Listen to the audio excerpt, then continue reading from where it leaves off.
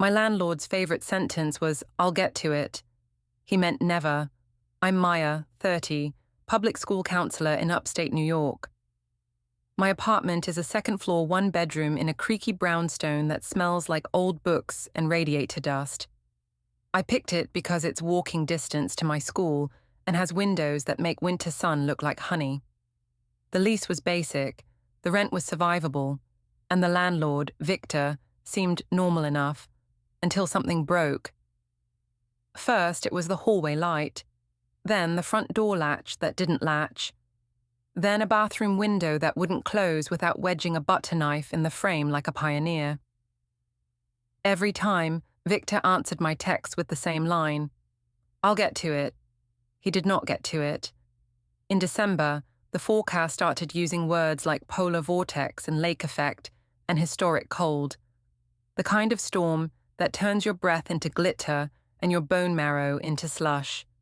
2 days before it hit, my radiators started hissing, then sighing, then dying. I turned the knob and it kept turning like it was attached to hope instead of heat. I texted Victor, "Hi. No heat. Can you send someone ASAP?" "I'll get to it," he wrote back. "Bleed the radiator." I bled the radiator.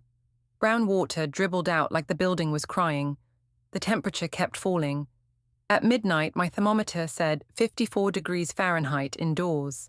My cat, Fig, made biscuits on my stomach like she was trying to start a campfire. I wrapped myself like a burrito and called the after-hours emergency line on the property website. It forwarded to Victor's cell. He didn't pick up. At 2 a.m., the storm arrived. The wind knifed through the old windows. My smoke detector chirped to announce its personality disorder.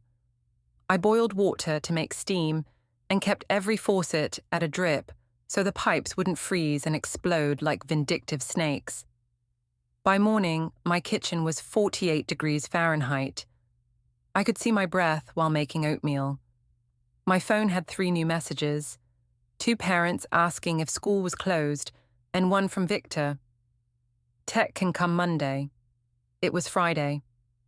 City requires 68 degrees Fahrenheit by day, 62 degrees Fahrenheit at night, I texted back, because I'd already Googled New York heat ordinance at 4:13 a.m., like a detective with a space heater. He replied, "Space heaters are fine. I'll reimburse $20. Space heaters are a band-aid, not heat," I wrote. Also unsafe with old wiring. His answer, "Don't be dramatic." A parent texted, "Snow day. Stay warm." The irony cackled. I could have gone to my friend's place. But something in me stiffened. It wasn't just the cold. It was someone in power telling me to be less cold in my own home. It was, "I'll get to it." So I started collecting receipts. I took photos, thermostat readings, weather app screenshots showing minus digits, steam clouds leaving my mouth, Fig staring at her water bowl turned into a rink. I called 311 and reported a no-heat condition. The operator was calm, like she'd heard this a million times. She took my address and said inspectors would try to come within 24 hours.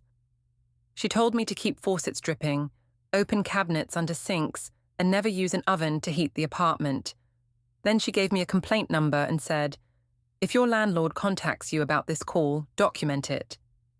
An hour later, Victor texted, "Did you call the city?" "That's a hostile move."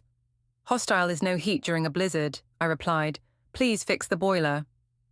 "You tenants always want something for free," he wrote. "If you don't like it, move." I screenshotted everything and dropped it into a folder named Ice Age. Around noon, an inspector in a parka knocked with a clipboard and a face that said, "I've met every kind of landlord." He carried a laser thermometer like a tiny phaser and aimed it at my walls. 49, he said. "You could store cheese in here." He checked the boiler room. It smelled like dust and abandonment.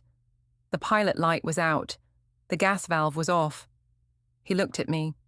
"Did you shut this?" "I'm a school counselor, not a saboteur," I said. He wrote a violation on triplicate carbon paper, like it was 1987. Class C, immediate hazard. He posted a bright orange sticker in the lobby. No heat, hot water, correct immediately. Each day without heat would cost Victor $250 to $500 in fines. He gave me a brochure about HPD, housing preservation and development, and heat complaints. He said, if it's not fixed by tomorrow, call again. His eyelashes had frost on them. Victor called me 15 minutes after the inspector left. He skipped hello. I'm billing you for letting a stranger into the building during a storm. If pipes burst, it's on you, I said. The stranger is a city inspector.